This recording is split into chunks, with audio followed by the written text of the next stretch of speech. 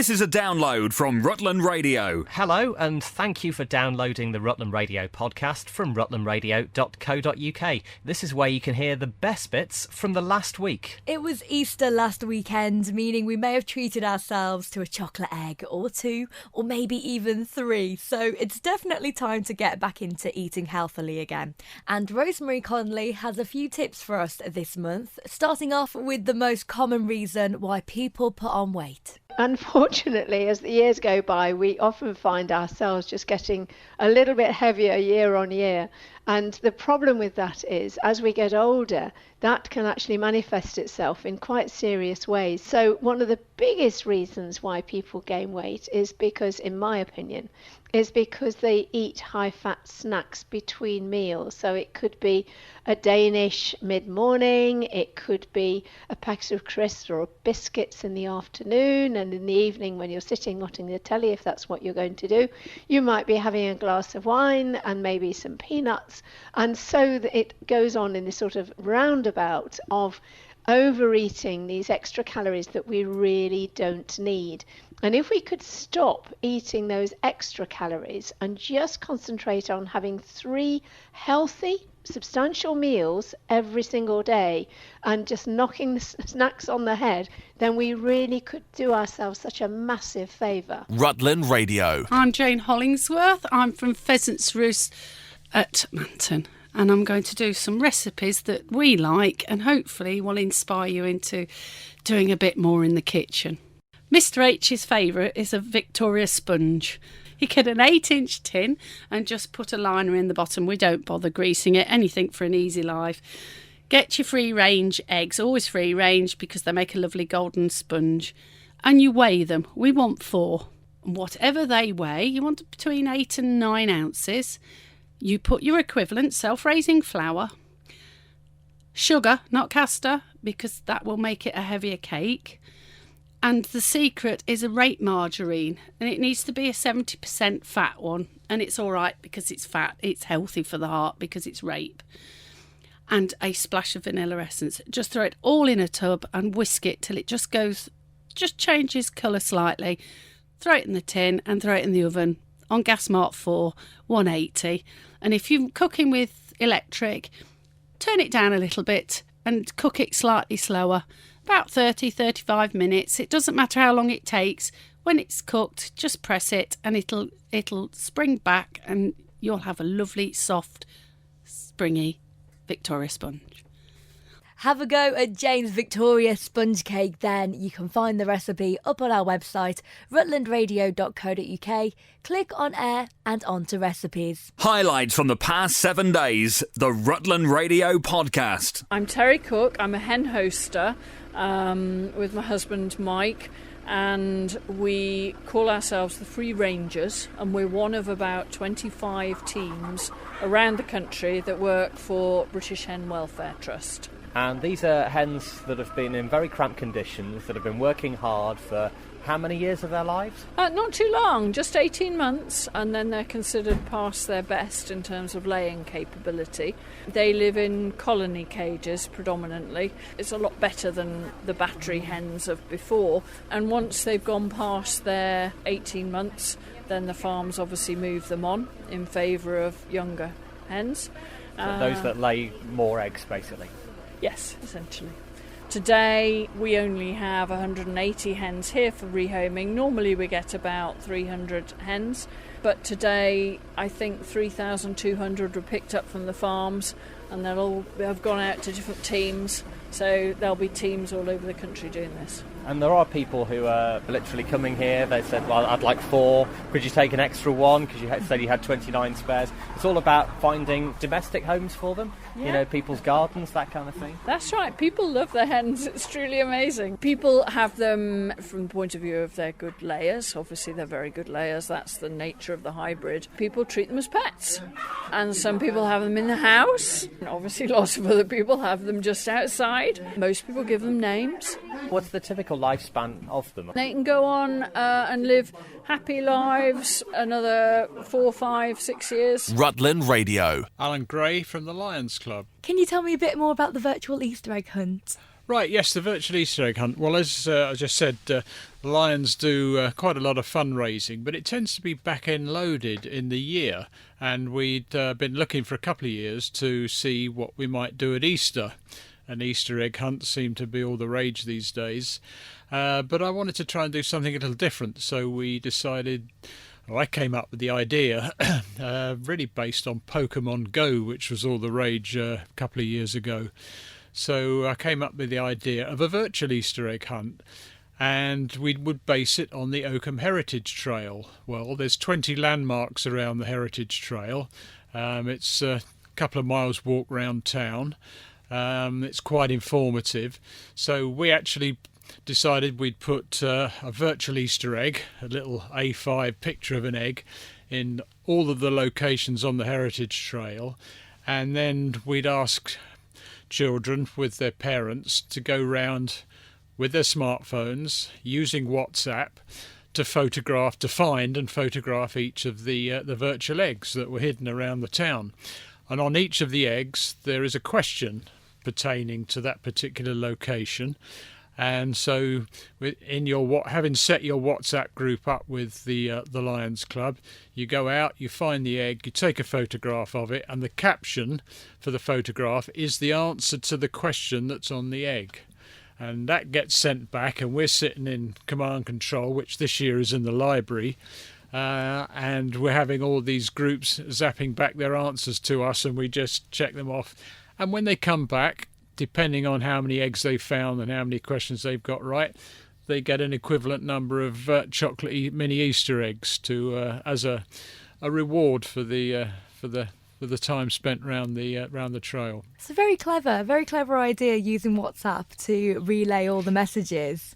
So do they have to stick to a specific route, or is there a specific order?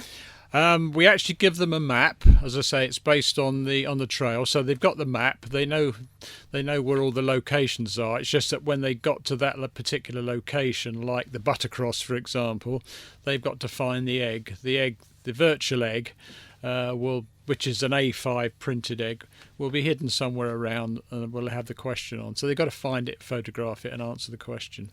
And how much is it to take part? It's free. Oh, perfect. It's free we originally were going to do it as a fundraiser, but last year was the first year, and we thought, well, we'll trial it and see how we go. And people really enjoyed it, so we thought, well, maybe we'll just do it as a community service event rather than a fundraiser. But if people want to make a donation of, say, £1 per entry, we would be delighted. So when's it all taking part then? When's it all happening? Virtual Easter egg this year starts tomorrow. That's Tuesday the 10th of April. And it will run on tomorrow, Tuesday, Wednesday and Thursday.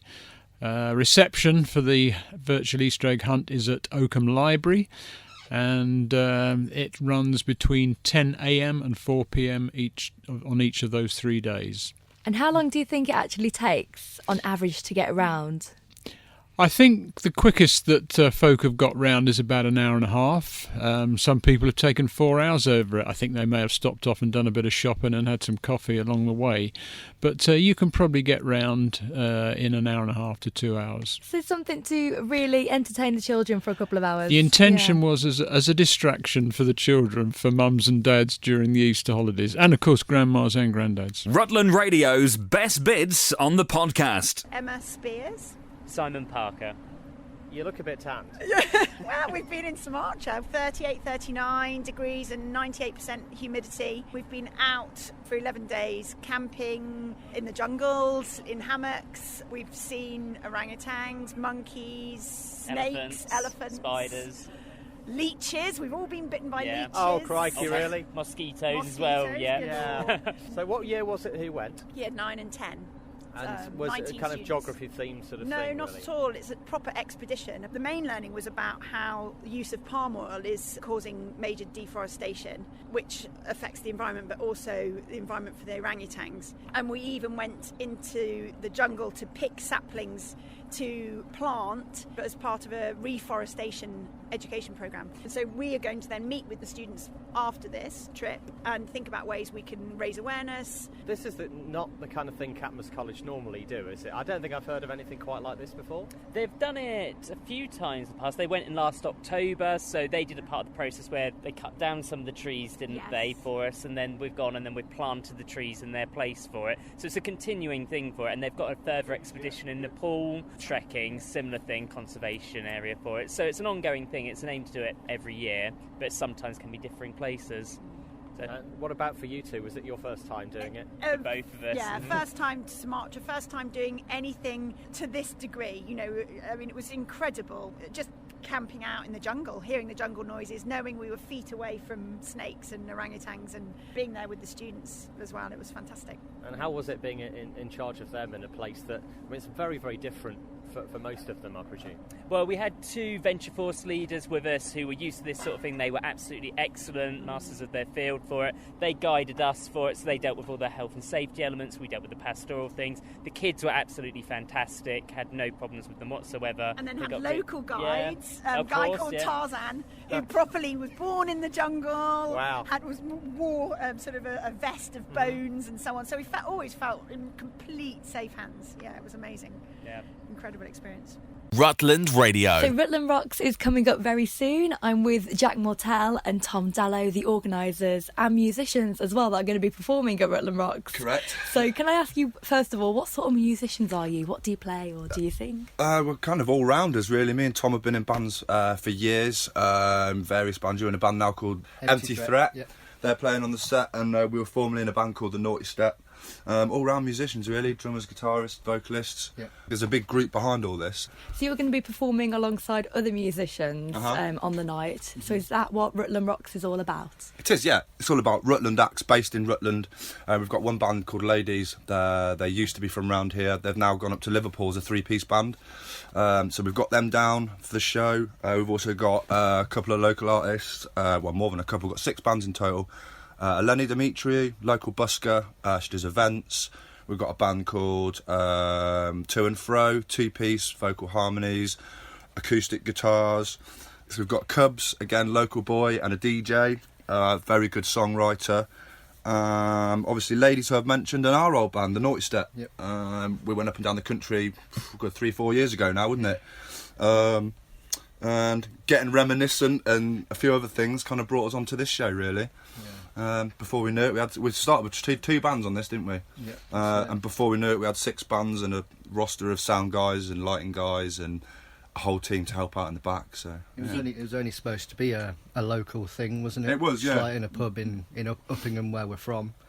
And then it just expanded into this big show. 2 bands, wasn't it? We were going to do it first. 2 That bands. was it. And then once one person hears the word Macmillan and cancer support, then all of a sudden everyone wants to help out, and it's just become this massive thing. And we've got a ridiculous team on our hands at the minute, which is lovely. Slightly daunting, but lovely, and hopefully, fingers crossed, it's all going to work out. It's a lot of planning. A lot of planning. Yeah. Never thought we'd be planning this much, did we? Like we say, it was only supposed to be a small show at first. Yeah. And then, like I say, it's grown somewhat considerably. So is this new for this year? It is, yeah. And hopefully, all things going well, if it goes well and we get a good number of people in and fingers crossed, no hitches, we'll plan to do it again in the future. Yeah. You've got a real mixed bag, so a lot of variety, something for everyone, really. Yeah, from acoustic to punk. Lenny will come and do some jazz and some soul records. Lots of acoustic, lots of punk, lots of pop, lots of everything, really, for everybody. And it's happening at Uppingham Community College? It is, yeah. Yeah. The 28th, isn't it? 28th of April in the drama studio at Uppingham Community College.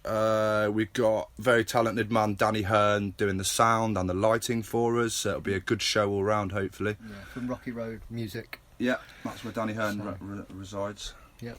So where can people get their tickets from if they want to come along? Can they get them in advance? Yeah, they can get them in advance. Where is it? The Exeter Arms in Uppingham. Yeah, the Vaults in Uppingham. Or you can find us on Facebook at Rut Rocks. Send us a message. Also on that Facebook page is a donate button at the top, which will take you to the Macmillan Just Giving page, Macmillan Just Giving fundraising /Rut Rocks. We've got a couple of other ladies on the team, Jessica Gray from Uppingham, Debbie O'Neill, various other people, Michael Gill. You'll find them all links on the Facebook page. How much is it as well? It's £5 for a ticket, but if you pay on the door, it's £7.50. And it's all going to Macmillan, so Yeah, why have you chosen Macmillan? Is there a specific reason? Something close to your heart, isn't it, Yeah, mate? my dad had cancer, basically, and Macmillan were brilliant. So, yeah, they took care of him and gave not only support to him, but they gave support to like the whole family sort of thing. So I just wanted to give it back. It's a no-brainer, really, wasn't it? Yeah. Pretty much. Well, I hope it all goes well. Sounds fantastic. We had 2 sponsors on board. Local companies again, being a local event for local people. It was Rutland Merchandise. They did our print, a local print firm down in Uppingham on Station Road. And Orchid Telecom, they're a telecommunications business based in Rutland again. They helped pay for our venue and various other bits. So we got some help from Danny Hearn at Rocky Road Music, helping with our sound and our lights. Simon Booth's going to be helping with our acoustic stage. We're going to have another stage with some acoustics acts in between the main acts. So I'd like to say a big thank you to Simon Booth for helping us with that. The weekly Rutland Radio podcast. I'm Jerry Thurston, and I'm the marketing manager for the Nene Valley Railway. So, Jerry, there's something special happening at Nene Valley Railway later on this year, if you'd like to explain about it. Well, the good bit is the fact that we've got the Flying Scotsman locomotive visiting us for the last 2 days in September and the first day in October. That's the good bit, but we've had not such a good bit today, I'm afraid. Yeah, you've had a bit of an issue, haven't you? We have, as you could probably hear from everybody chatting away in the background on the phones going, we've had an issue with our ticket sales in that we have a company that does it for us who said it all was going to be tickety-boo, and it wasn't. Because the system has been, well, frankly rubbish, and we apologise for that, actually very few people have been able to book. So it's been terribly frustrating, but we've only sold, some hundreds of tickets when we've actually got some thousands to sell. So, yeah, good chance that people can get through. So that's the good bit that we're going to get out of this mire. And what tickets have you got on sale? I know Rob Pisani mentioned something about fish and chips. No, fish and chips have sold. So this is just for the standard ride. It's for a single ride behind the Flying Scotsman. It's going to be up the railway and back again. It's 25 quid for adults, half that at 13 quid for children. And the irony of it is that we've got the Flying Scotsman because we helped out when it was broken. And now, of course, the tickets go on sale. And what happens? Our ticketing system breaks. There is certain ironies going on here. Yeah, hopefully you'll get good karma from it all when it's all. We're planning on the good karma. We're counting on it now. I've got to say, thank you to everybody. People have phoned in. We've had messages of support, and most people have been really, really cool about it, and we thank them for it. We're a little volunteer railway, and stuff's gone wrong for us. So. Thanks, guys. That is so appreciated. Rutland Radio. Now, back in November, I spoke to a lady called Caroline Stafford, who's from Oakham, and she runs the Kitch Hen Biscuit company. And back in November, she was shortlisted for the Women's Running Magazine's Big Marathon Challenge to run the Manchester Marathon. And then she won a place, so it happened at the weekend. So, Caroline, how was it all? How was the day? It was amazing. Gosh, it feels like so long ago when I was speaking to you last, but it's been a really full-on 4 months. We've had a really intense training period, but the day itself was just brilliant. It was a real unforgettable experience, and just a really magic day, really, and felt like a real good sort of culmination of the last few months of hard work, really. So as part of the competition, you had professionals. You won to have the help of professionals helping you with your training. So was it helpful having them with you along the journey? Yeah, 100%. I'm not sure I'd have been able to make it to the finish line, to be honest, without them. So we had a trainer who sort of created a bespoke training plan tailored to our goals and our level of sort of fitness, I suppose. We also had the marathon is sponsored by ASICS, and we had the help of an ASICS sports psychologist, nutritionist, and physiotherapist. So that was brilliant because any time we sort of were, obviously for me being my first marathon, there were a lot of things I wasn't sure about, and aches and pains and niggles and twinges and dealing with sort of the mental side of the marathon and obviously the nutrition were really difficult for me. So it was brilliant to have people on board that we could call on to help us out with any sort of questions that we had. Was it a strict nutrition? Like, was it a strict diet regime for a marathon? Not too much, but it was more just learning really sort of for fueling kind of pre-race, during the race, and then recovery really. So I didn't have to change too much of my diet on a day-to-day basis. But it was more sort of learning how to fuel to make sure I could actually get around the 26 miles in one piece. Oh my gosh, 26 miles. It was a long, 26.2, it was a long way. How are you feeling today, 2 days after the marathon? Are you still knackered? Yes, pretty much. Yesterday was awful. Straight afterwards, actually, my quads sort of started tightening up around about mile 18. And by the time I finished, I was just hobbling along. And so yesterday was really, really bad. I couldn't get up and down the stairs, couldn't get in and out of the car. It was way more painful than I expected, because in my training I'd gone up to 20 miles. And I sort of thought, 6 more miles it's not going to be that different. And in my training runs, I'd done the 20 miles and then come home and made some lunch and walked the dogs and carried on, done a bit of baking, carried on with life as normal. So it was a shock, actually, quite how much it hurt. But then I woke up this morning, and yesterday I thought, I think that's it. One marathon is enough for me. That's fine. And then I woke up this morning and thought, I think I might need to start thinking about my next challenge. So I'm hopefully, my husband's coming with me, and we're going to run the York Marathon in October together. Oh, wow. So it's just, even though it aches your body, it must be mentally amazing to think, oh my gosh, I've done this. And you've raised so much money as well. Yes, personally, it's an amazing achievement. And I think because when you're out there, there's points in it. I mean, for me, it was between miles 18 and 22 when I had to dig so deep. It was just suddenly sort of feeling like a really long way, and time just slows down, and you consider walking, and it was just that mental battle, and getting through that mental battle is an incredible achievement. You feel amazing after that, and then obviously crossing the finishing line. But when it did get hard, I just kept thinking of the money I'd raised for Fertility Network, because I'm up to just over £1,200 now, which is way more than I expected. So that definitely carried me through when I was finding it tough. And this was a bit of a personal mission for you as well, because you applied because of your journey with fertility issues. So how are you feeling about that as well? Well, the reason I entered the competition was to sort of try and find a positive, I suppose, because we'd had 5 years of fertility struggles and various rounds of IVF and a lot of heartache along the way. And I wanted to sort of remember what my body is capable of, instead of sort of reminding myself or being reminded all the time of what it can't do.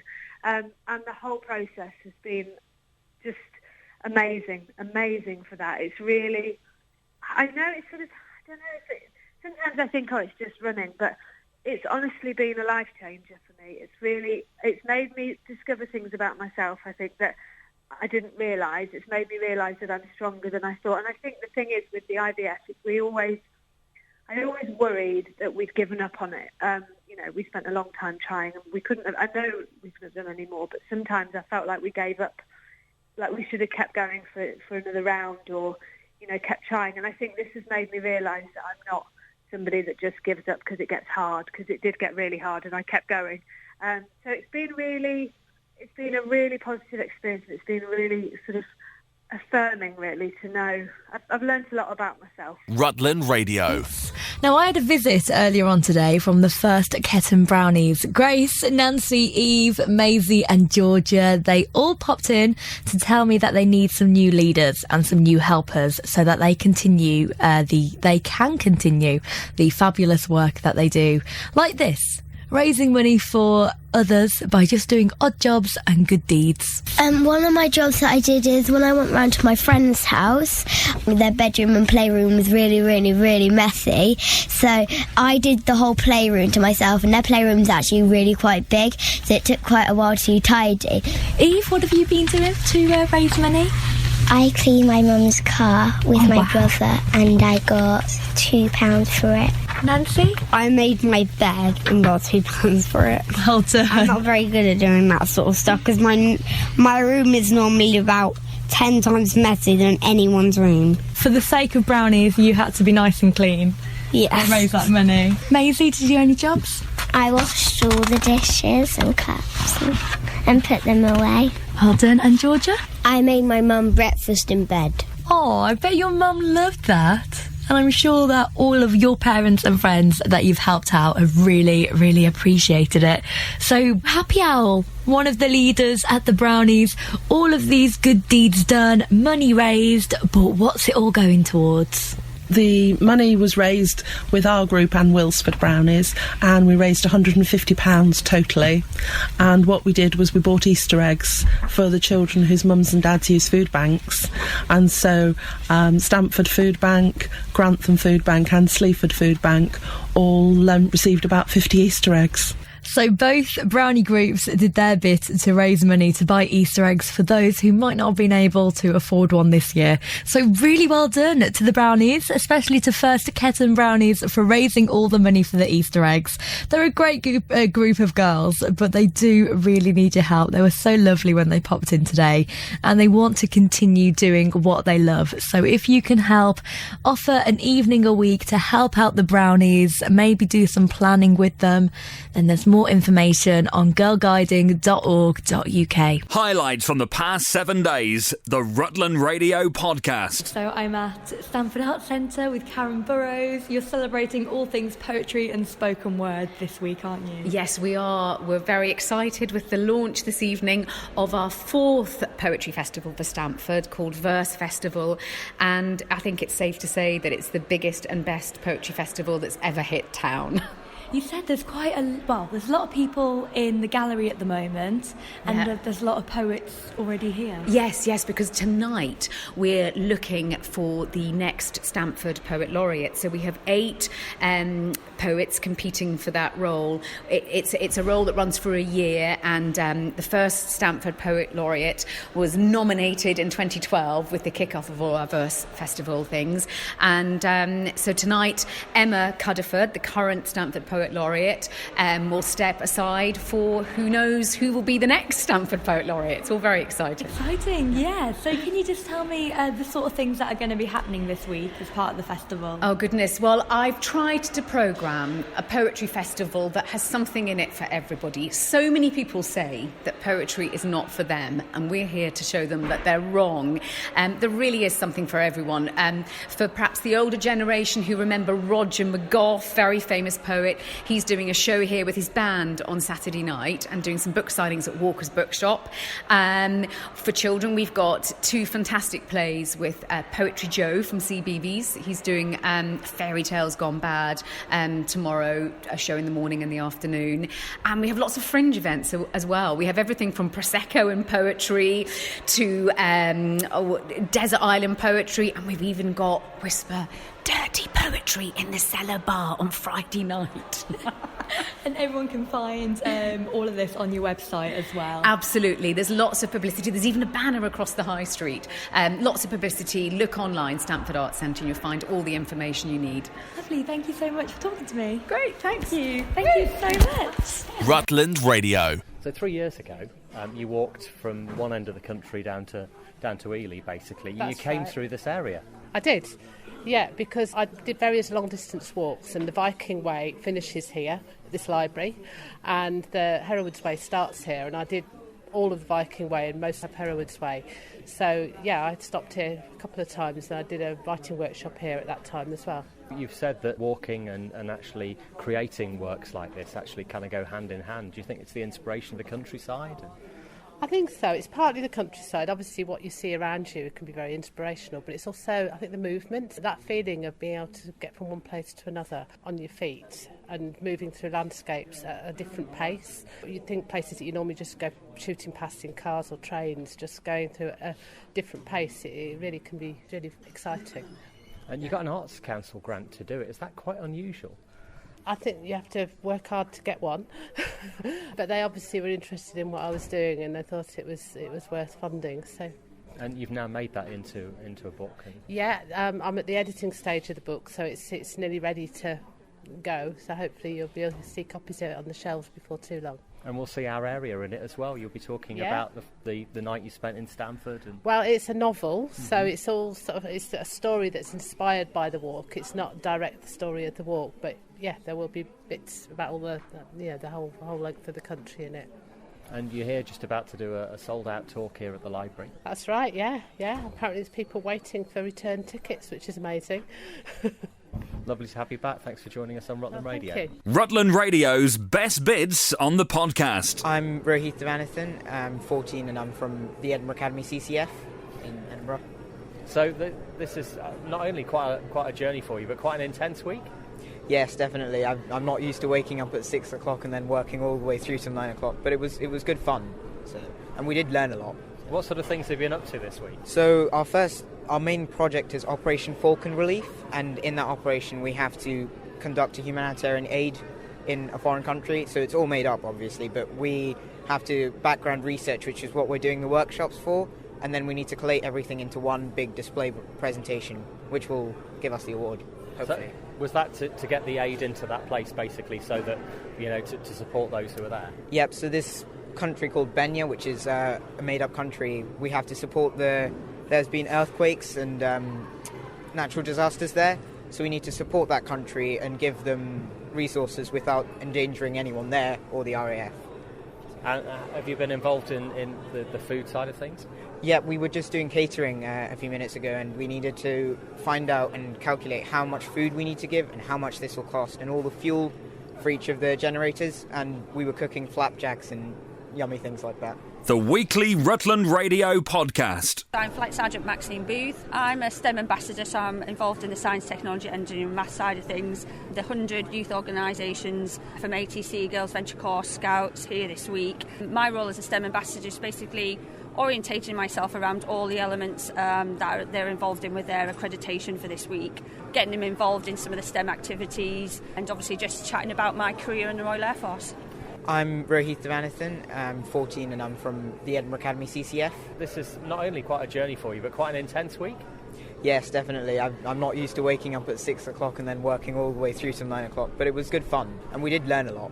What sort of things have you been up to this week? Our main project is Operation Falcon Relief, and in that operation we have to conduct a humanitarian aid in a foreign country, so it's all made up, obviously, but we have to background research, which is what we're doing the workshops for, and then we need to collate everything into one big display presentation, which will give us the award. This country called Benya, which is a made-up country, there's been earthquakes and natural disasters there, so we need to support that country and give them resources without endangering anyone there or the RAF. We were just doing catering. We needed to find out and calculate how much food we need to give and how much this will cost and all the fuel for each of the generators, and we were cooking flapjacks and yummy things like that. Alfie from Brookes. Charlie from Epsom. Are you both cadets? I'm a scout. I suppose it must be quite unusual actually to be working with the cadets then as a scout. Yeah, it's quite nice because they have different experiences and they do things differently, so it's good to learn from them. Alfie, you are a cadet? Yeah, no, cadet. Tell us about the exercise today. I mean, it looks pretty simple. Yeah, we had to create a tower based on the radar and then it had to support the weight on top, and we made them out of newspapers and arse fail, but it was good fun. Tell us about the week and what sort of things you've been up to. I've done everything from like cooking to building the towers, all sorts of stuff. It's been really great, good fun. And with the RAF being 100, does that kind of make it extra special that you're doing something like this? Yeah, it's something I can always look upon. It's the 100th anniversary only ever happened once, so to be here to celebrate is good. I'm Pilot Officer Kelly Longstaff and I'm quite new to the Air Force. The main thing is that a lot of what they've got from this is the importance of the engineering, and the questions that they've been asking now as we've gone through the week is what do I need to be able to go further with engineering, and how will science help me in the future, and how will maths help me. So we're not here to recruit into the Air Force, but we're here to have that appreciation of what we need for engineers going forward, because we're going to have a massive shortage of engineers come 2022. So these students, they are actually our future. They're what we need to be putting into those engineering roles. Rutland Radio's best bits on the podcast. Take us back to your school days and your exchange trip. I was part of it, I think, some 13, 14 years after it started. The trip itself, the exchange, has been going for like 45 years. It's as old as me, 1972. And in 1985, when I was in my first year at school, which is now, of course, year 7, they call it now, a young lad about a year older than me came and stayed with me in Uppingham. And then in 1986, I went to stay with him in Belgium on the sporting exchange with UCC and Don Bosco. It's happened every year since. So did you keep in touch from that point till now in any way? Not really. I did see him again a couple of times because I went again. I went a couple of years later and they came here. I went 3 times in total, so I did see him again, but it wasn't as easy to keep in touch back then as it is probably now. Social media and things has made that sort of thing a lot easier than it used to be. Yeah, of course. So your son then went to UCC and is there now, and this Easter holiday did the same thing. When my son's mother asked if I would be interested in helping him take part in the exchange, I said yes, because I certainly enjoyed the time I did it, so I was conscious that it would be beneficial for him to get involved. It's a good thing for them to do. And then we got all the details through from the school, and they put the name of the person who was coming to us. In Belgium, they use the surname first, then the first name. So at first, the name came through as Marion Binter, and we had to check that it wasn't in fact a female student as opposed to a male one. I didn't really twig at the time. It was only when we had it confirmed that it was a boy, and when the lad turned up, that we realised that his surname was Marion. And I remembered that the person who stayed with me and I stayed with all those years ago also had the same surname. He was called Peter Marion, and this lad was called Binter Marion. And then the penny dropped. So how has it been then? Have you been able to kind of fill in the last 30 years? Well, yes, because fortunately they are so much better at English than we are at Flemish. Isn't it always the way? Yeah, I mean, at first I had to clarify that it was in fact the case. So we got photos and whatnot, and sure enough, aside from a lot more grey hair between the two of us, it was the same person, you know. Since I first met his father, it's been 33 years. And we estimate, even if it was just an average of 200 people involved every year, you're talking about 6,000 or 7,000 students in between me meeting him and me meeting his son. So it really is quite remarkable, because I checked with the school and it was indeed just a fluke. So hopefully my son will go back to Belgium next year and stay with him. And my partner said, wouldn't it be great if he stayed in the same house? And I had to obviously remind her that in fact it would have to be his grandfather's house, and that's when the reality of the time difference sort of sank in. I know, that's the thing, isn't it? I mean, I was at school in the 80s and it doesn't seem that long ago at all. No, it's just nice to know that he's getting on, and his son's a testament to him, and hopefully Charlie can go back there next year and go full circle, if you like. Well, that's it for this week's Rutland Radio podcast. If you have any comments, you can email us via the website, rutlandradio.co.uk, and we'll have a new version on our website from Monday. This is a download from Rutland Radio. For more information, go to rutlandradio.co.uk. This is a download from Rutland Radio. Hello, and thank you for downloading the Rutland Radio podcast from rutlandradio.co.uk. This is where you can hear the best bits from the last week. And I'm Richard Smith. I'm the Director of Operations here at the Stamford and Dowd Schools. Now, we can hear, obviously, the action has already started here today. Could you explain a bit of the history of how it actually came to Stamford? Because it was very much by boundaries moving that suddenly you found yourself with a competition to host. Yeah, you got it exactly right, Rob. The boundaries changed so that whereas before it happened in Scunthorpe, they said, no, we're going to choose Stamford. You'll do it for 2 years. And thanks to Richard, very generously let us use the school premises, we were in straight away. And then it was just a question of organising who did what, where and when. So we can hear the table tennis going on in the background. There's going to be rifle shooting later. Swimming's going on at the moment. Correct, yes. We've got, well, you can't hear it, but the darts are going on over there. In the other premises, we've got bocce, curling, and at the end of the day, wheelchair racing. So it's going to be exciting. And Richard, from your point of view, obviously the students are still off at the moment. They're waiting to come back tomorrow, but the sports centre presumably runs all year round. Yeah, the sports centre where we are at the moment runs all year round. But we're absolutely delighted to work with Jim, and I'm representing Will Phelan, who's the principal of the Stamford and Dowd Schools. And it's just a great honour for us to host such a great cause. Term starts tomorrow, and to have about 150 competitors doing 9 sports using our facilities. I think there's 2 real messages we'd like to get across. Is one, we see ourselves as a key part of the community. We want to be part of the community of Stamford, and this sort of relationship we can build with the Rotary Club and hosting this Disability Games is fantastic. But secondly, you just look around and you see the inspiration you can draw from these competitors who are disabled and perhaps have had less opportunities than we have. And it really genuinely is inspirational to see us and to see what disabled people can do, and the inspiration they can be for us able-bodied people is just fantastic. So it's a great day and we're delighted to be hosting it. Jim, this is the first of two, potentially. Well, fingers crossed, yes. A lot will depend on Richard. I have to soft soap him later. But yes, well, you've got yourself a lot of Rotary connections, and we do work in the community, whether it's here or abroad. Yeah. Now, is this a formal competition? Will this be prize giving? No, it's a fun day out. Everyone will get a medal, and the winners get a cup. But everyone will get a medal and participation, yeah. And where are the competitors drawn from, broadly? Oh, God. I was going to say Lincolnshire, but some have come across from Leicester, Northampton. It's a wide area. District 1070 is pretty big, yeah. And a wonderful day for the Rotary, as you say, in Stamford. It's a gift for you, really. It certainly is. I was very worried about the weather. I mean, only the archery and the shooting are outside, and it was a nice day yesterday, but it's getting better. So that's a good thing that they're inside, yeah. Highlights from the past 7 days, the Rutland Radio Podcast. My name's Tracy Winterford and I'm with Linkage Community Trust. I'm supporting two of our clients, Matthew Smith and Helen Willoughby, taking part in the swimming and the boccia.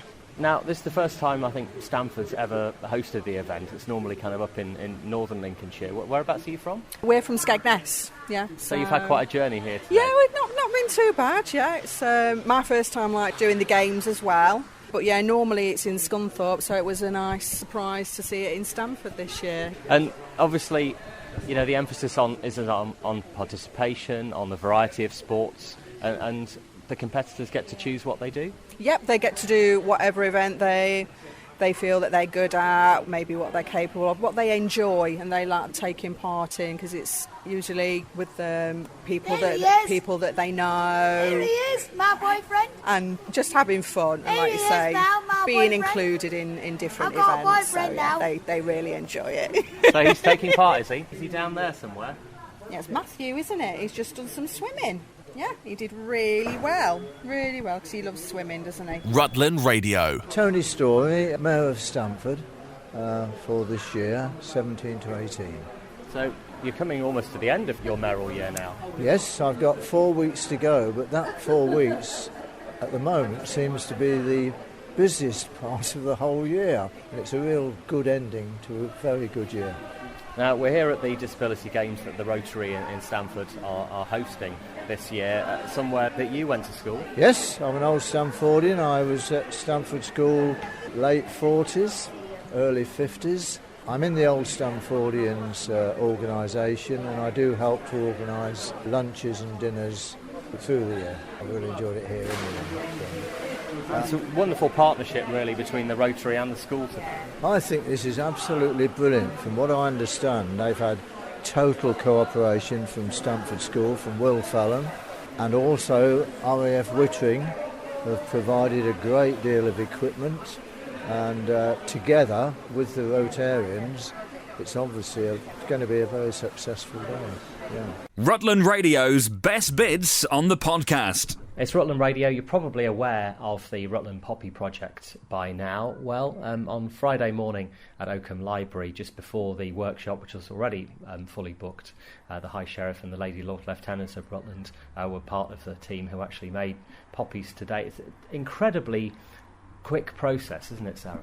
Great fun, and it's so interesting because we were all sitting around the table and we all made rather different poppies. So, you know, our big project will be very interesting because instead of having identical poppies, there will be these wonderful individual ones. I think it's a wonderful way of bringing all sorts of different people of all ages across the community in and doing something that they can enjoy, but also for commemorating the First World War and bring it to life. I think we'll all feel that we've got some sort of little investment in that commemoration on November the 11th. So. Also this year, 100 years since the Royal Air Force started, and last night at RAF Wittering there was a celebration dinner from all sorts of organisations, and you were representing Rutland last night. Yes, it was a great privilege to be there, and a very, very interesting. The Northern Cadet Band played for us as we raised the ensign, and we had a wonderful dinner. And in between each course was geared to a particular bit of history of the RAF, and in between each course we were given a little talk about it. And it's a great privilege to maintain that link with the RAF that Rutland has had, because when the base left at Cottesmore, we've maintained links with Wittering, and so I'm very pleased that we can do that. Sue, welcome to the role as High Sheriff of Rutland. Yesterday you were, of course, invested. Can you tell us what you most hope to get from this year in office? I'd like it to be meaningful and worthwhile. That's the object. I don't want the year to quickly go by and at the end of it think, well, what did I do? I'd like to invest time in all kinds of activities and be there for Rutland. And you're supporting different charities during that year as well? Yeah, I am. I'm supporting Cancer Research UK through Rutland Friends of Cancer Research. That was started by a group of ladies. It's now a group of 100 or more, and over the time they have accumulated over £250,000 to go toward trials which Cancer Research are running. Living where we are, we get the benefit of the wonderful cancer research centres. We're close to Adam Brookes, which Rutlanders use, Leicestershire and Birmingham, Nottingham for back problems. So it really is a wonderful thing to be able to do. And do you have other causes as well? I'm presuming Warning Zone as well. Yes, because that is a High Sheriff's charity born out of Crime Beat. And I think that now is incredibly important because they are concentrating on e-safety, which I think all children should be made aware of. And I think it's getting children relatively young because they're all 10, 11-year-olds, and it makes them think twice about what they're doing when they go onto their mobile phone or their laptop or whatever kind of device they have at home. And it's trying to instill in them to keep themselves safe. And so, yeah, I shall be very much part of that. And how do you feel, actually, when it was suggested to you that it might be something that you would like to do, looking back? Because, you know, the High Sheriffs are chosen well in advance. It's a long time to wait, 4 years. And I think the first feeling is you put it to the back of your mind and think, that will never happen. I don't even have to think about that. And then as the time escalates, you find by the Christmas, before you start, what do I have to do and how many things have I not done? And that really it stops you in your tracks. You really have to think about that. And you do find that it's a very busy time. And so far, thoroughly enjoying it. One day in, and I'm thoroughly enjoying it. And of course, yesterday was the day when it's a wonderfully official day, isn't it? Actually, at the Court of Law that we have in Oakham. It truly is, and you stand at the front and look round and think, you know, how magnificent this castle is, and what a treasure, and how many people don't know it's there. And I found that quite surprising. I felt very, very fortunate. Rather nervous, but very fortunate to have that opportunity. And it's the great honour of being asked to do it. And it's got to be, therefore, meaningful. And do you have any events already in the calendar for this year to raise funds for your charities? Yes, I do. I've got the two main charities, but I have decided I won't pick a third. I would use the third option to pick up very small charities which could benefit from either, not necessarily money, but support, help, being made visible. And that's what I intend to do. On the 23rd of April, I've got a golf day, which is fully booked, which is absolutely great. We just pray for good weather. And then I have Open Gardens on the 10th in Edith Weston. There are several of us raising money for the church, much needed money for a very ancient church. On the 11th, I have a service in All Saints Church. 7:30, you are all welcome, the whole of Rutland. It's a celebration for voluntary workers. You don't have to be a volunteer. You can come and listen to volunteers, and we have music, we have singing, we have children, we have poems, and we have a sermon by the Bishop of Peterborough. And the service will be led by the chaplain, Pippa Madrick. Right. That's on the 11th of June. And that will be followed the next day on the 12th by Cancer Research Lunch at Greetham. How do people find out about all this that we're talking about? We're very happy to list it on our website. Is there a central High Sheriff's place? That would be very, very kind of you to do so. We advertise basically by going through church magazines, through village books, advertising books, and generally all the people from Cancer Research spreading the word. That's what we find perhaps more useful, word of mouth, rather than writing it down. People maybe will see it in a shop window, but it's because you have to advertise so early, they tend to glance at it and then it's forgotten. Whereas if it comes by word of mouth and people are dragged there, then you tend to get people coming and joining in. And so what we do is we ask everybody concerned to spread the word, brings their friends, families, neighbours, join in. Love to see you all. And finally, Sarah, this is a job that you also did for a year. You're now well into the Lord Lieutenancy, but do you have any advice for Sue actually so early on in this year? I think she's doing everything right, actually. She's sounding just what's needed, because it's a wonderful year, and you just have to embrace it, and it is very, very busy, so I suppose pace yourself.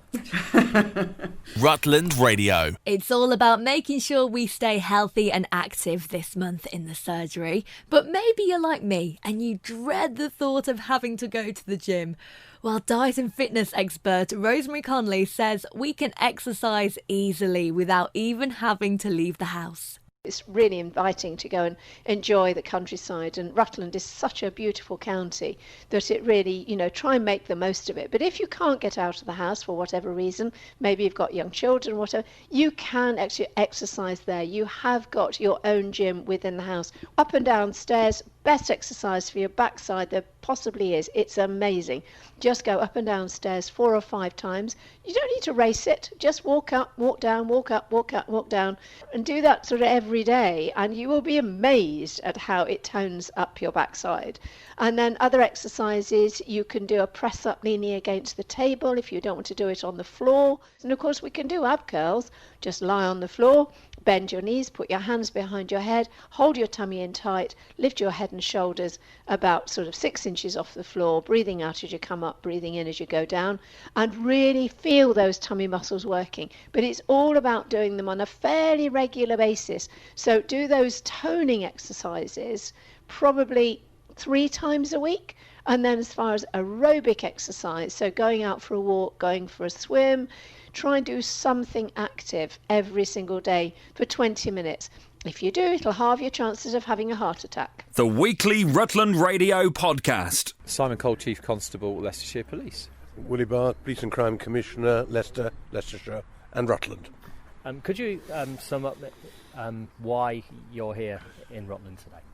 Yeah, myself and the Police and Crime Commissioner have come over. We've met with the leader of Rutland Council and the Chief Executive, and Alan Walters, who's the councillor who leads a lot of the community safety work over here, just to talk about what we can do together and how we can work together to maximise the safety of the people of Rutland. You've obviously been in post for some time. You're very familiar with Rutland. In fact, we see you at many a state occasion here as well, as far as the county's concerned. This patch isn't unknown to you, but is it tough to balance the needs of a rural area against areas where you've got a lot of police presence required?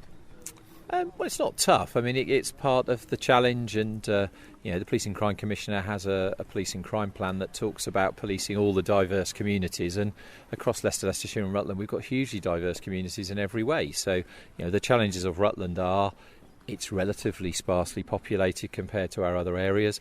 Actually, road death has been a significant challenge, and last year I think there were no fatals on the roads of Rutland, the first time for many years, which is something that's really positive.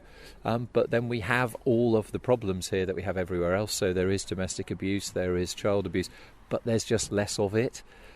So we have to balance that against the fact that we have a population who rightly want policing and want some signs that we're here, and we've got a really active neighbourhood team, and in a bit we're going to go out on foot and go for a bit of a patrol, what I would call a patch walk round with Joe Lloyd, the local beat officer who is kind of ubiquitous on social media. So, but it is a balancing act, and of course it's a balancing act that we're doing at a time of austerity. So we don't have as many police officers as we had once before, and we have to all get used to how we work with that. That's why it's important we work with the council and sort of build in the concept of community safety into everything that they do and everything that we do.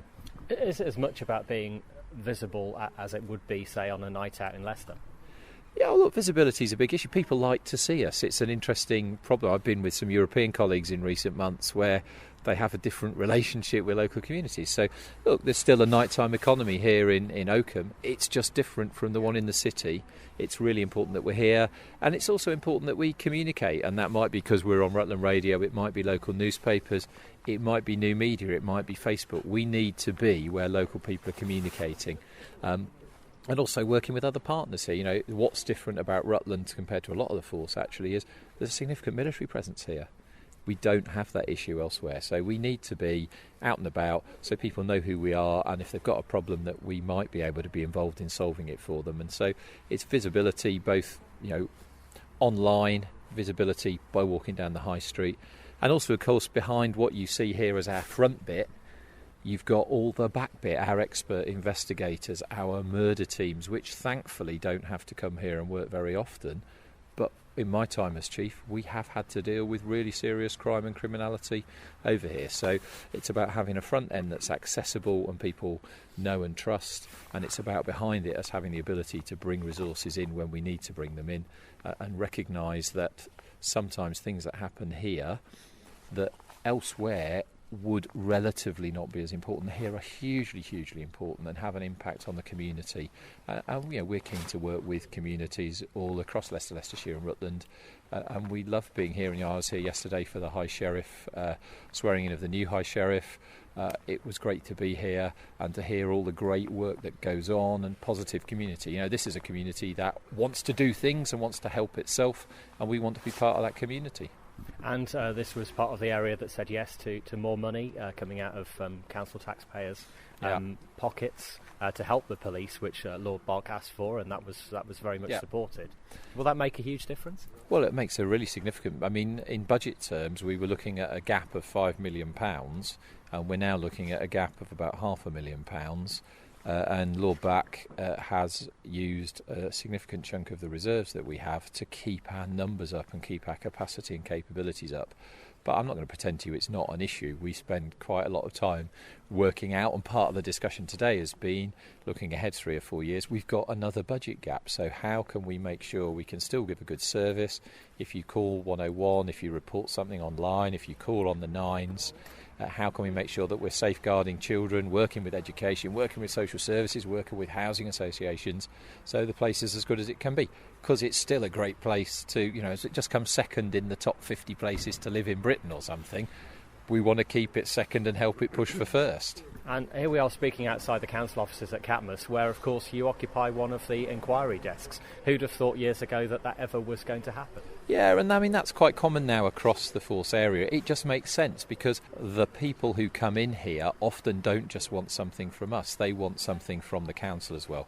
So from our perspective, that's been something that's significant. And you know, whilst we're stood talking, there's been 3 or 4 people go in and out and transact business behind us, and that's the idea of it really.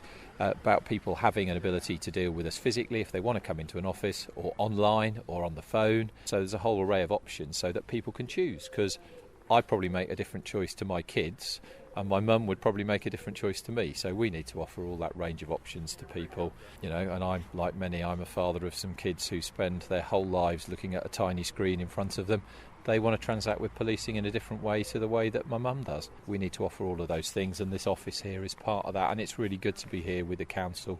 I think it's quite symbolic as well that we're working together for the greater good of local people. And talking about things you've been doing recently, your Operation Hexagon earlier this week with the Fatal 4, actually stopping people who were doing wrong on the roads. Yeah, and my very first memory of coming to Rutland as the new chief, which unbelievably is nearly 8 years ago, was a meeting about road death, because that was the biggest risk here. You know, elsewhere in the force it might be domestic abuse is the place where we're dealing with fatalities, but here it was on the roads. So we will keep enforcing, and I know that isn't always popular, and you do get a bit of, we haven't got anything better to do. Well, do you know what? We probably haven't. And the other thing with Op Hexagon as well is about denying criminals the use of the road. So as well as some people who were on the phone, some people who weren't wearing their seatbelt, which of course are classic fatal 4, we also dealt with some people who maybe didn't have insurance, so we also dealt with some vehicles that we think have been used in offences elsewhere. And hopefully people notice that we're here and we're enforcing the law, which is our job at the end of the day. Lord Buck, if I can come to you, and we're here with Chief Constable, it just shows really how closely you two drive the policing together and actually keep that engine spinning. Well, the Chief Constable, of course, is in charge of operations, operationally quite, as is quite appropriate. But yes, we work well, I hope, together in order to make sure that the people in Rutland are safe and as secure as they can be. And I've listened to what the Chief Constable said to you. I agree with every word he said. It's particularly good to be in Rutland 2 days, Thursday and Friday this week. One for the ceremony at Oakham Castle, which is historic, and it's great to have the police represented there. And today, really more at a ground level, talking to the leader, the chief executive, about matters concerning law and order, crime, helping the vulnerable in Rutland. It's as important to us as it is anywhere else in this police area. And last time we met, we were at a rural farm crime seminar at the showground, talking about the fact that there can be so many high-risk items and very remote areas around here. Well, that's true. Obviously, what the police have to deal with here is different from what it is elsewhere in Leicestershire and Rutland. Every place is different. But that was a really good meeting, it seemed to me. It was the first of its kind, and the NFU needs to be congratulated for holding it. But we know that farmers and others who work, because it's not just farmers who work in rural areas, have been concerned, of course, are always concerned about any criminality that takes place. I remember one of the matters that was discussed was hare coursing, where a great deal of joint activity between the Lincolnshire force and the Leicestershire force have, I think, already shown good results, but more work needs to be done there. But of course there's simple acquisitive crime in the country too. People stealing farm vehicles, stealing from people who live in the country as well. And this is just as important to me as Police and Crime Commissioner, and I know the Chief Constable, in our task, which is to make the life of people in Rutland more secure. And do you think with the county borders that we have here, working together is more and more important? You mentioned hare coursing, obviously, with roads as well. I mean, the A1 changes its forces within about 10 miles around Rutland and Stamford, depending on who looks after what. Yes, I mean, we have to be sort of modern and up-to-date about this. County boundaries are important, particularly important for people in Rutland, I believe. But actually, crime doesn't take any notice of county boundaries or town boundaries.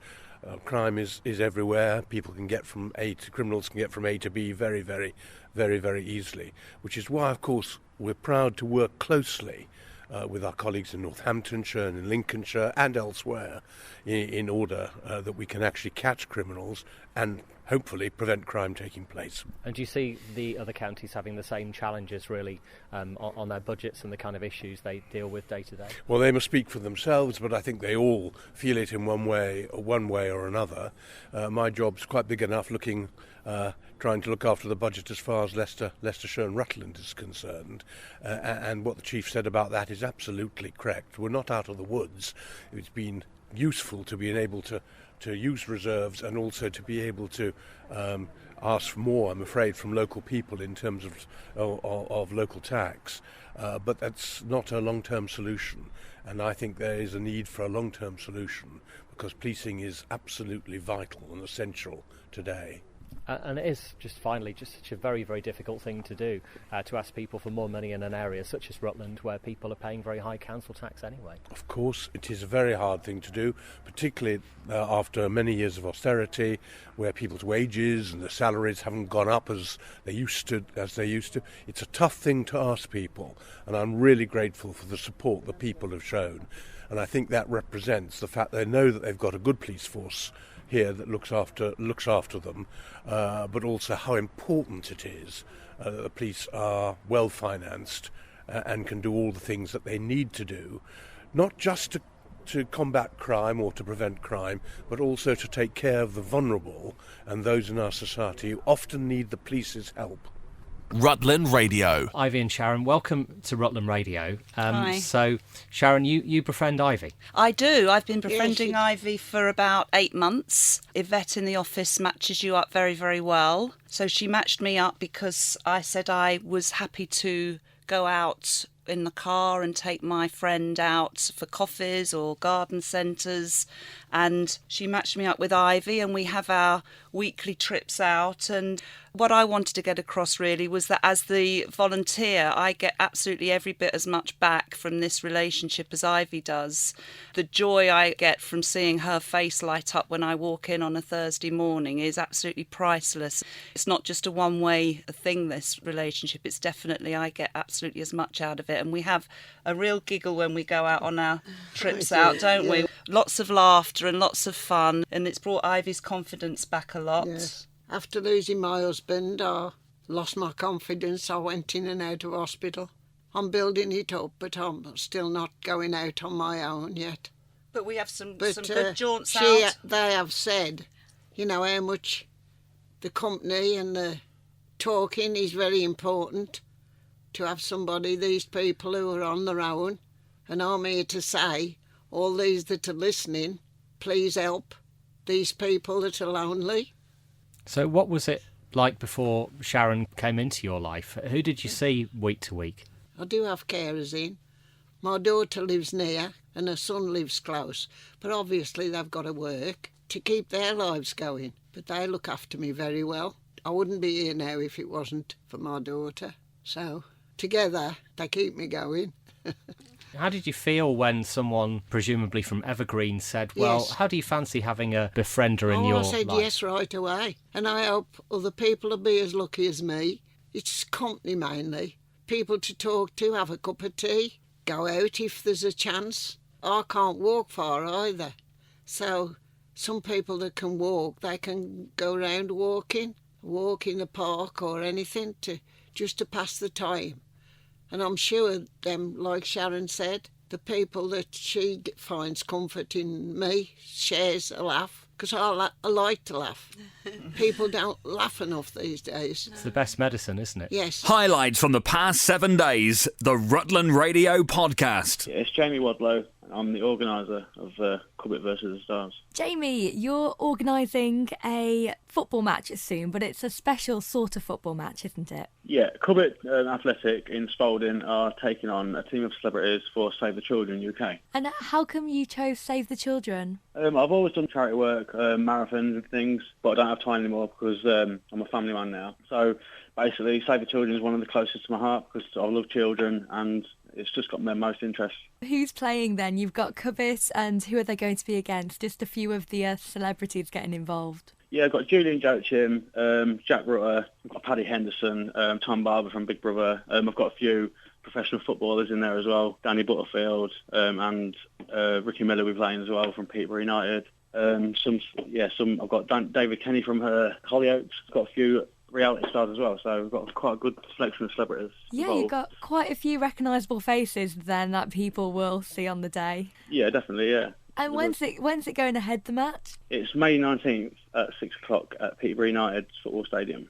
And do people need to get their tickets in advance? Yeah, they will have to, yeah. We've got a few left. We've sold between 3 and 350, but we've got 150 left, so hopefully we can get rid of all of them before the day. So where can people go to get their tickets?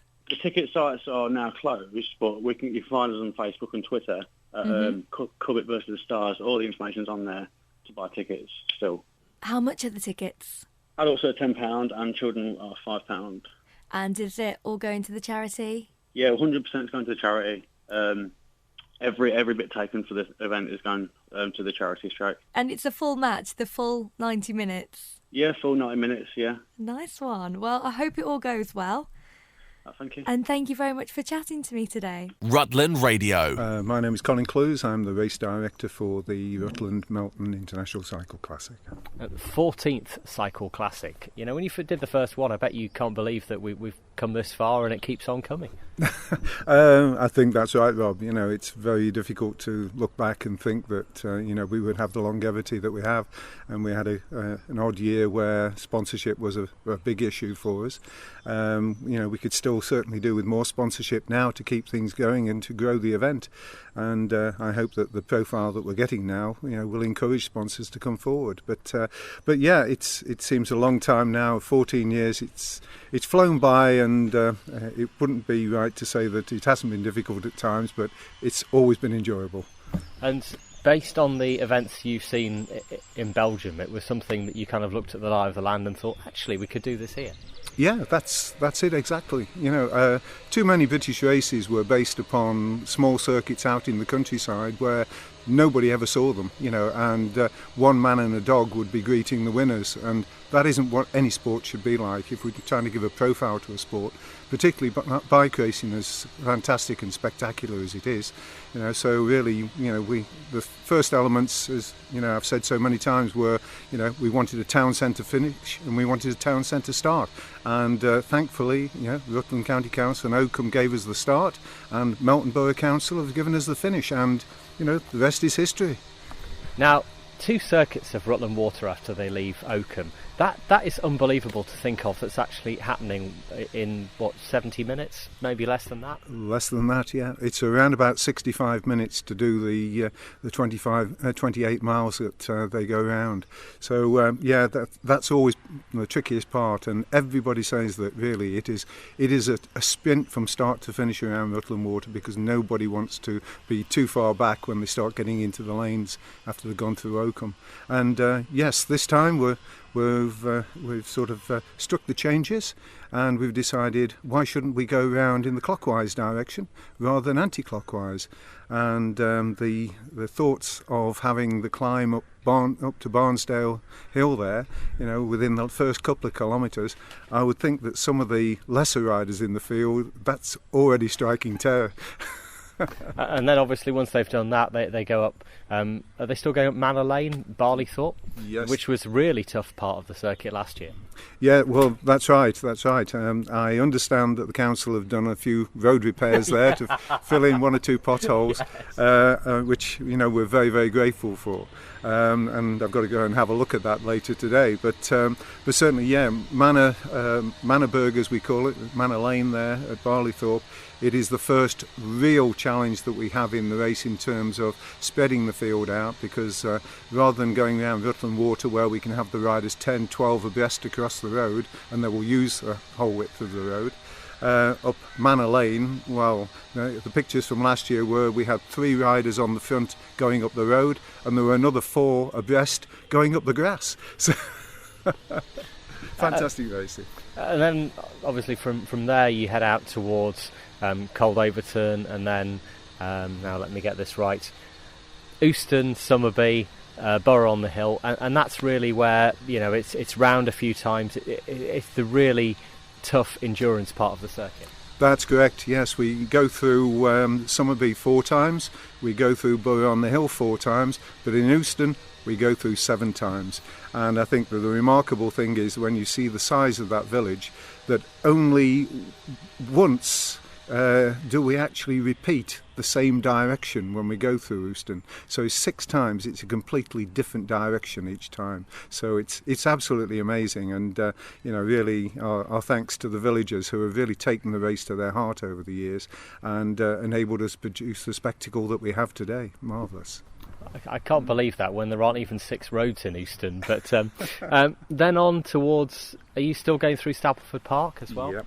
Yes, a relatively innovation last year was that we went through Stapleford Park twice, and because it is so close to the finish, in the last 15 kilometres or so, we expected it might have a bearing on the outcome of the race, and it did. The winning breakaway of 2 riders went clear there, and really, thankfully, Lord Gretton has allowed us to go through the park again, so we're going through it again twice, and it's a marvellous spectacle to see it go past the hotel there and through and over the railway bridge and everything, and really, I think everybody's looking forward to that part of the course because it really was spectacular again.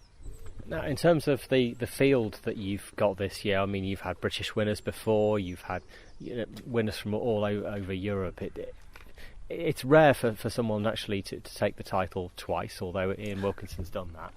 Yes, that's right, and Ian has now retired, but we're able to welcome him back this year because he's coming back as the manager of the Saint-Perrin team, which has started off this year. So just what advice he'll be giving them will be quite interesting, and what influence they then have on the racing because of his experience in it. But yeah, Ian has won it twice, nobody else has, and we only have Tom Moses from the JLT Conda team who won back in 2014, and we're rather hopeful that we'll see a new winner again here, but you can take your choice. We have Olympic champions in there, and each one of the foreign teams this year have said to me, we are coming back and we want to win. This is a race that we want to win. One of the Dutch teams has just changed their roster for the weekend, and it now includes 2 riders who have had 4 wins between them in semi-classic races in the Netherlands this year. The German team that are coming to us for the first time, they've got guys who have now won 8 races this year so far on the continent of Europe. So really, anything can happen, and we expect it to on Sunday. Colin Cleese, thanks for joining us on Rutland Radio. So we can find all the details obviously on the Cycle Classic website as to where people actually can stand, and it more or less runs to that clock, doesn't it? Yes, it does. When you consider we're doing nearly 190 kilometres, 4 3/4 hours of racing, we have a fairly tight schedule, and the riders keep to that. And if the sun shines, I'm expecting them to go even faster. And really, we want people to come out and give them the cheer that they really deserve, because these guys are really putting themselves through it. And equally to come and support the sponsors that we have with us. Tim Norton is providing the cars again. Very grateful for Tim. He's been with us now for 14 years. He's the only sponsor, I think, that has stayed with us the whole of that time, and it's fantastic support from Tim. Grain Store Brewery, they have a special stint.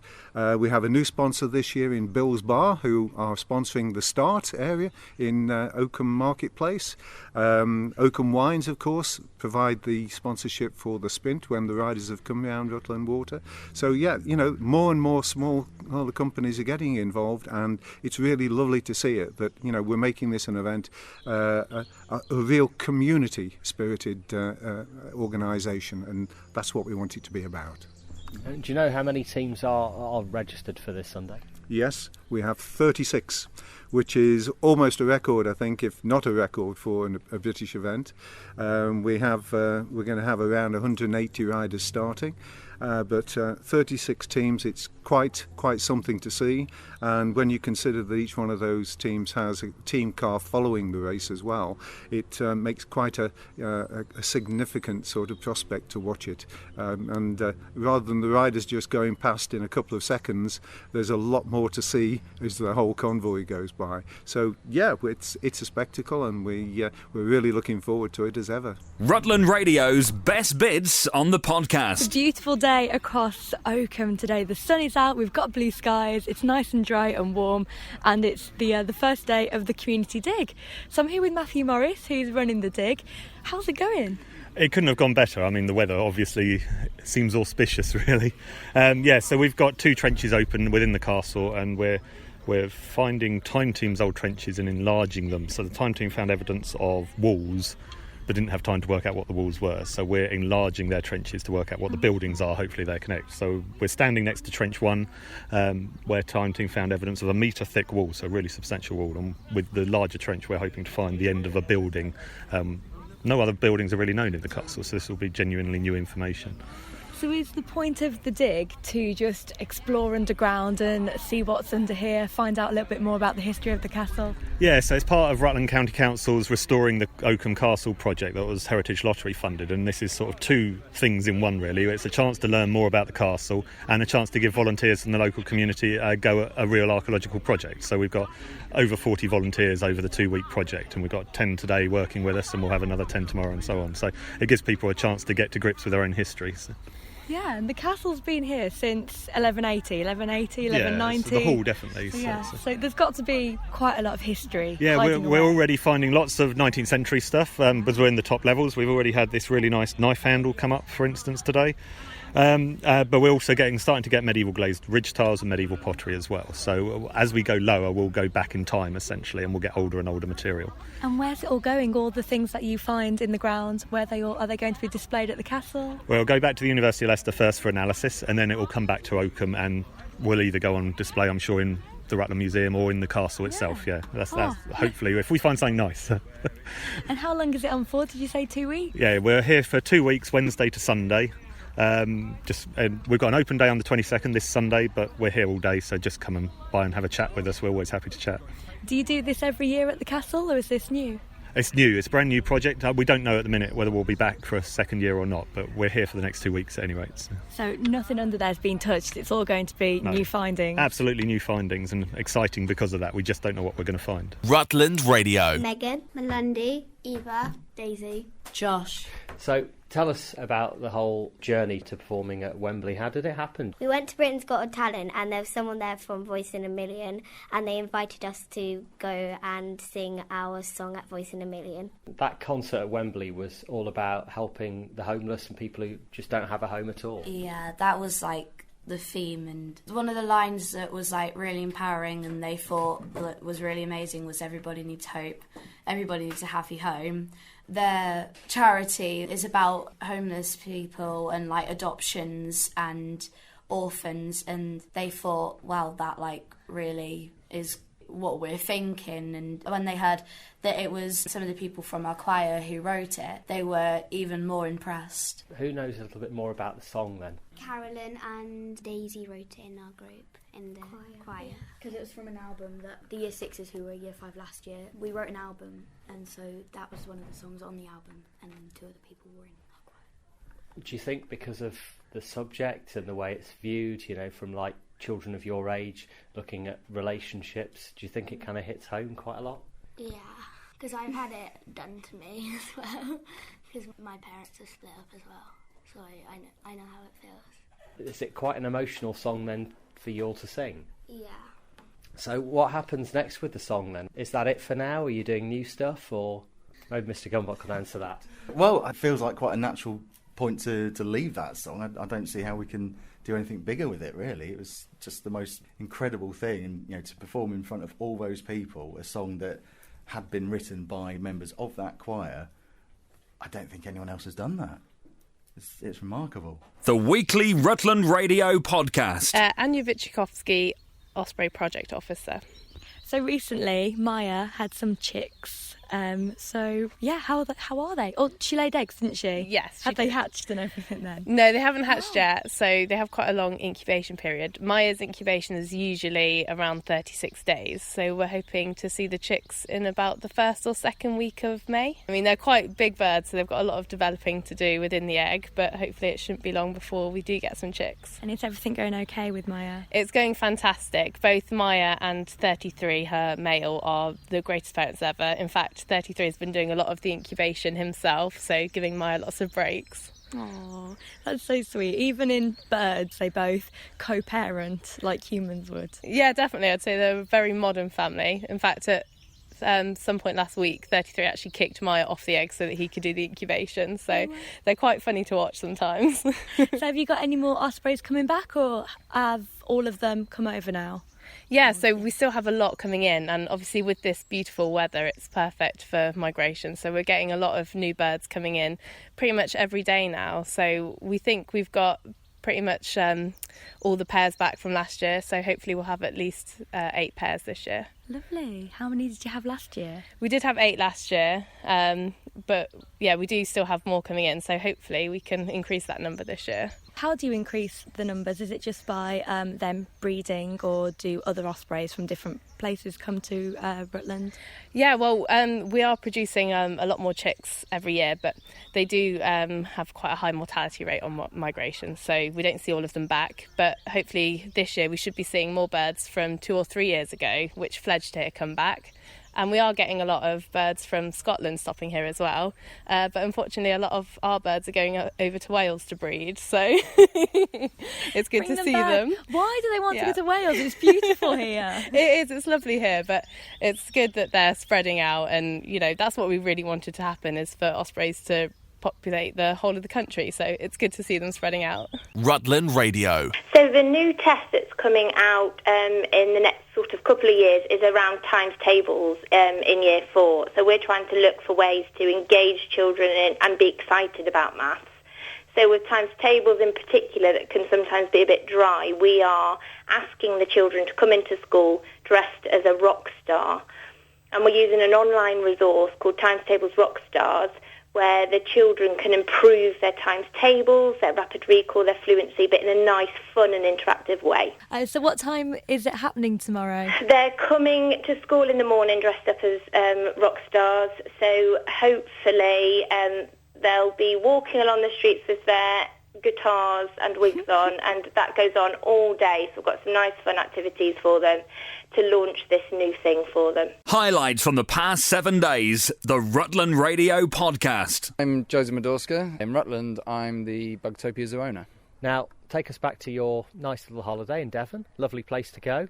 Yeah, it was the first holiday in 5 years. Amazing place. We loved Devon, went there as a kid. So I decided to take the whole family, mum and dad, all the kids, and go and enjoy one of the most beautiful parts of the UK. How did you get to be involved in a rescue for an 11-year-old boy? To be honest, it was all part of chance. On the day, we decided at the last minute we'd go there fossil hunting with the children, and when we turned up, people were talking, and I got involved with my 14-year-old and said, no, something needs to be done. He's been missing too long. And did you actually end up climbing down any of it? Yeah, we couldn't see him on the big rock work from where we were, so I said to my daughter, he's down there, and she said, yeah, I think he is. So I said, right, I'm going down. She said, you can't go down that way, you're going to fall. And I said, it's the fastest way down. From that head, I came down the side of a cliffside, ran down the pathway, which zedded down onto the beach. People saw me sprinting across that beach and thought, geez, he's going at some pace. I think people already thought I'd seen him. And then I started across the rocks. And I had to zed across those as well, because the rocks are the size of cars. He could have been in any nook. He could have fallen from any part. As I came towards the end, I heard what I thought was either a goat or a bird or something. Being a zoo owner, I was like, animals, yay!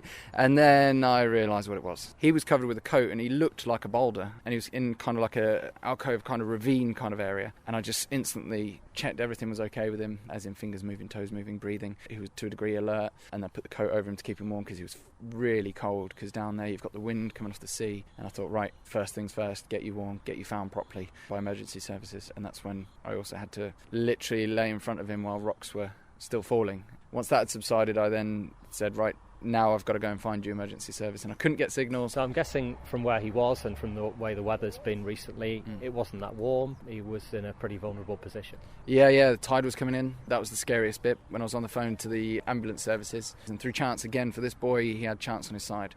I turned around and there was this little boat in the sea, and I just started waving because I thought maybe they could get a better signal than I could. But luckily, it was a boat that was the RNLI, and they were out on drill, and they were there. We've got a brand new feature on Rutland Radio, which starts Friday morning, 20 to 9. We're calling it Hero of the Week, and as soon as we heard about it, we haven't done certificates yet, but you kind of seems like you should get one. Yeah, I'm kind of dumbfounded by the way everyone says I'm here. I just did what I hope was right. Yeah, there's a hero in all of us, I hope. I wouldn't call myself a hero, just in the right place at the right time. I just wanted to be there for the boy as I'd want for my children. Rutland Radio's Best Bits on the podcast. I'm Vicky Goddard, and I'm part of the Poppy project design team.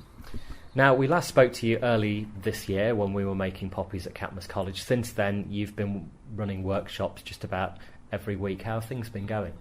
Incredibly well. I can't believe how quickly the pace has increased, and word of mouth passed on from group to group, and we're getting requests for more workshops all the time, which is fantastic.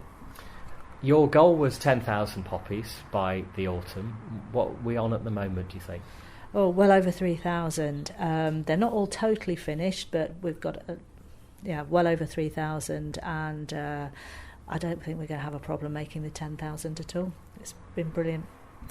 Now, we've been making poppies again today at the library. This workshop today has been completely oversubscribed, but it's to summarise what you have to do, you basically shape and design the poppy, and then you take care of the next stage. Yeah, when you come along to a workshop, you have a piece of clay and all the tools that you need, and a simple template, and we just cut the clay into the right shape, and then the rest of it's moulded. After the workshop, we take the poppies away, and they're fired, and then they're glazed with a stoneware glaze, fired again, and finally we paint an enamel centre on the poppies to make them look really vibrant. Now, all these poppies are going to be on display in some way around Armistice Day at Oakham Castle, but there's actually a competition at the moment where people can actually shape the way that they will actually be displayed. Yeah, we're going to have a absolutely incredible installation, we're hoping, at Oakham Castle, and we've put a design competition out which is open to anybody to enter. It is quite a challenging competition, and we're saying that it can be done in the form of a watercolour painting, sketches, a three-dimensional design, or it could be done digitally. And we're asking if you could send your entries to that to Catmos College, or if you would like to take it along to Oakham Castle as well. That would also be another dropping off point. Then later on we're going to have a team of people judge to see which is going to be the most suitable design and most inspirational. But we do want something really original and something that has a bit of an essence of Rutland about it as well. And is this open to anyone of any age? Yeah, any age group, professional designers, children, anybody that's got that spark of a brilliant idea lurking. Now, the workshops in the immediate future, next weekend there's workshops at Hambleton and also at Whistendine Village Hall, but they just keep being added all the time. Are you still at the stage where someone could actually say, well, actually, you know, we've got some spare time, we've got a few people together, could they still get in touch with you and actually get a workshop organised? Yeah, definitely. We're still taking bookings, and if you contact us on the Rutland Poppy Project 2018 at gmail.com. That's our email address. We can get back to you and try and arrange a mutually convenient date. But yeah, it doesn't have to be a village hall booking. We're also doing private sessions for groups like Cubs and Scouts, WIs and so on. And we're also really interested in reaching out wider into the community, residential homes and care homes and things of that nature. So if you think you've got a group of people that could really enjoy making poppies for this project, that would be fantastic to hear from you. And it's absolutely free to take part. Yeah, we don't charge for making the poppies at all, but obviously we are having to fund the project, so we do ask for donations if that's possible, but we wouldn't want that to put anybody off from taking part. We also sell badges for 50p as well, which are really nice for children to take away. But yeah, just don't be put off by that. Just come along and take part.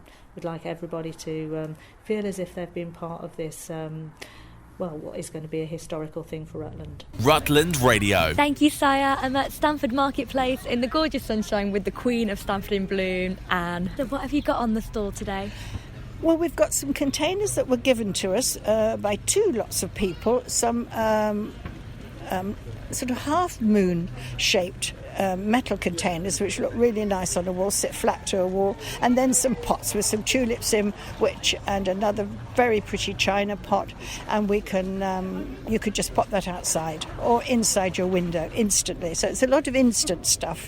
We've got a nice trough of tulips, lovely orange tulips, which would look nice instantly on somebody's front windowsill. And it's all donation, isn't it? It is, because the people have been very good about supplying the things, and we had the people have made them up for us with the little pansies in the metal containers, that we're just looking for people to give us a generous amount of money so we can plant up in the town. And you've got lavender.